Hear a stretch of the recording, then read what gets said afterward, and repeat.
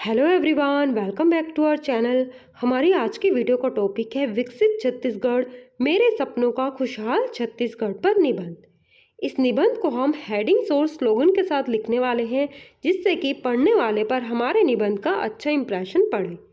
तो चलिए एक बार इसके हेडिंग्स देख लेते हैं कि आखिर किन किन हेडिंग्स को लेकर हम यह निबंध लिखने वाले हैं। तो सबसे पहले लिखेंगे प्रस्तावना, जिसमें हम टॉपिक का परिचय देंगे।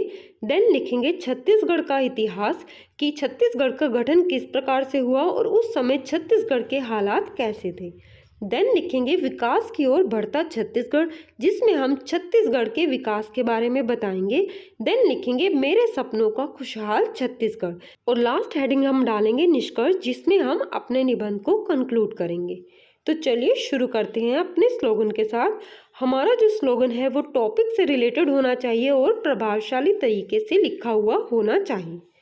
तो मैंने यहाँ पर लिखा है, मैंने देखा है सपना ऐसे छत्तीसगढ़ के निर्माण का, पिछड़ेपन को पीछे छोड़ आगे बढ़ते एक इंसान का, खुशहाली और तरक्की के जीते जागते प्रमाण का। मैंने देखा है सपना खुशहाल छत्तीसगढ़ के निर्माण का। इस तरह से स्लोगन के साथ निबंध की शुरुआत करने के बाद हम लिखेंगे प्रस्तावना। अनेकता में एकता की मिसाल हमारा देश भारत आज विकास के मार्ग पर तेजी से बढ़ रहा है।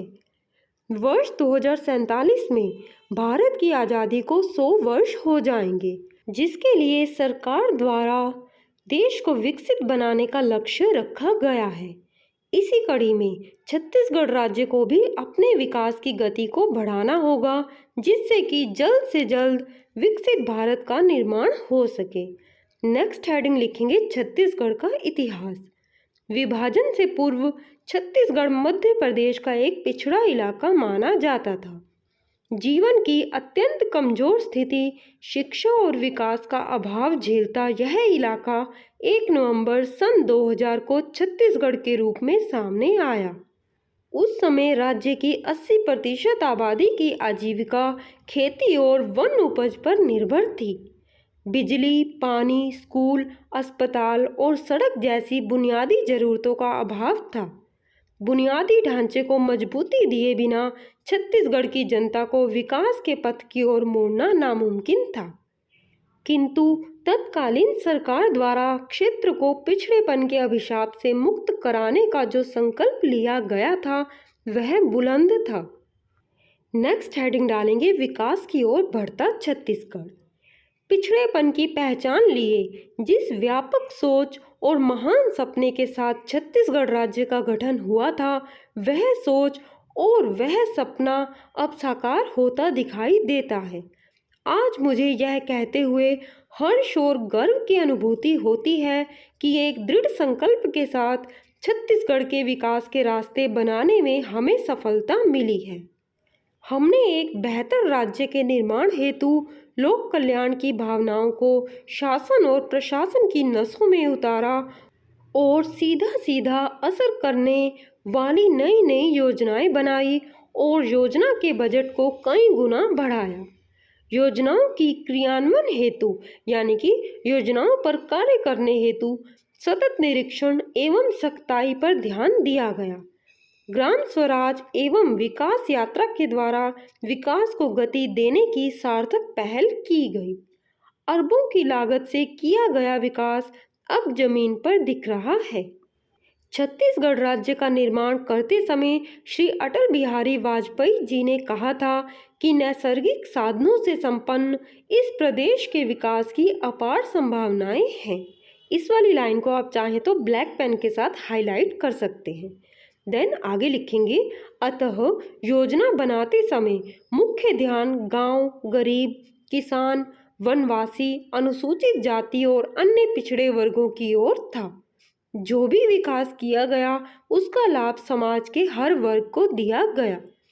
कृषि को भी लाभकारी बनाने का पूर्ण प्रयास किया गया। छत्तीसगढ़ को देश का उत्तम प्रदेश बनाने हेतु योजनाबद्ध विकास पर जोर दिया गया। शिक्षा के क्षेत्र में भी क्रांतिकारी परिवर्तन आए हैं। आज छत्तीसगढ़ का हर गांव शिक्षा से जुड़ा है। उच्च शिक्षा तथा तकनीकी शिक्षा में भारी परिवर्तन आया है।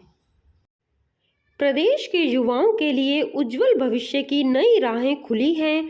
अभाव और संकट की स्थिति से जूझ रही महिलाएं आज सुरक्षित महसूस कर रही हैं। आज हर महिला अपनी शक्ति को पहचान कर घर, समाज और प्रदेश के विकास में कंधे से कंधा मिलाकर चल रही है। आज प्रदेश में पंचायती राज में 50% महिलाओं के प्रतिनिधित्व को आरक्षण देकर उनकी स्थिति को मजबूत किया जा रहा है। जन जन के स्वास्थ्य रक्षा हेतु प्रयास किया जा रहा है। चिकित्सा, स्वास्थ्य एवं परिवार कल्याण के क्षेत्र में नए आयाम जुड़े हैं। आज छत्तीसगढ़ के हर गांव को निर्मल गांव बनाने का प्रयास किया जा रहा है। जन सहभागिता के साथ जल संरक्षण और जल संवर्धन पर विशेष जोर दिया गया है। ऊर्जा के क्षेत्र में राज्य आज पूरी तरह से आत्मनिर्भर है। राज्य में परंपरागत ऊर्जा के विकास की अपार संभावनाएं हैं। छत्तीसगढ़ में प्रचुर मात्रा में कोयला एवं पानी की उपलब्धता को देखते हुए छत्तीसगढ़ राज्य को ऊर्जा धुरी बनाने हेतु आकर्षक ऊर्जा नीतियां बनाई गई हैं। राज्य अपने ग्रामीण तथा शहरी क्षेत्र की ऊर्जा आवश्यकताएं पूरी करने के लिए अक्षय ऊर्जा संसाधनों का उपयोग करने में अग्रणी रहा है। यहाँ 800 से अधिक दूरस्थ गांव को सौर ऊर्जा से बिजली दी गई है। घरों की छतों पर सौर ऊर्जा पैनल लगवाने हेतु परियोजना की शुरुआत की गई है, जिससे कम लागत में अधिक बिजली का उत्पादन हो सके। ग्राम उद्योग के अंतर्गत खादी, हथकरघा, हस्तशिल्प, रेशम उद्योग को प्रोत्साहित किया जा रहा है। प्रदेश की संस्कृति, साहित्य एवं पुरातत्व का संवर्धन एवं विकास करने हेतु भी प्रयास चल रहे हैं। राज्य में वित्तीय एवं आर्थिक संसाधनों का विकास जोरों पर है। सकल राज्य घरेलू उत्पाद में निरंतर वृद्धि हो रही है। फलस्वरूप प्रति व्यक्ति आय में भी वृद्धि दर्ज की गई है।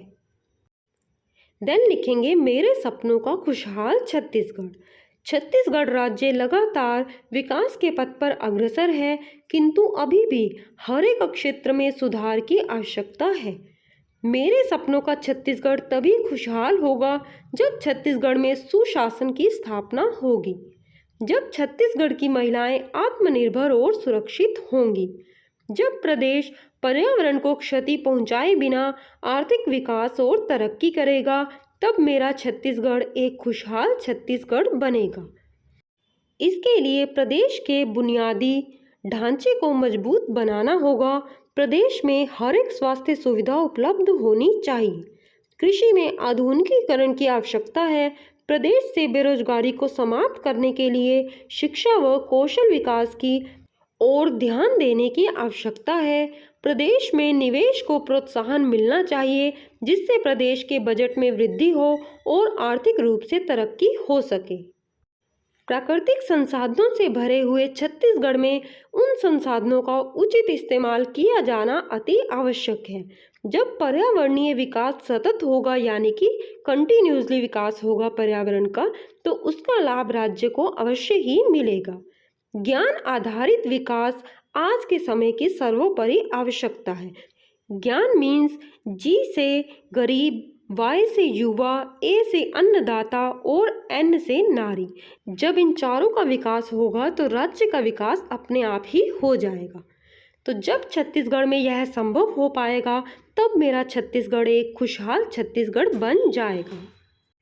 निष्कर्ष रूप में हम यह कह सकते हैं कि जब छत्तीसगढ़ का हर एक नागरिक प्रतिबद्धता और समर्पण के साथ कार्य करेगा, तभी राज्य का सर्वांगीण विकास संभव हो पाएगा।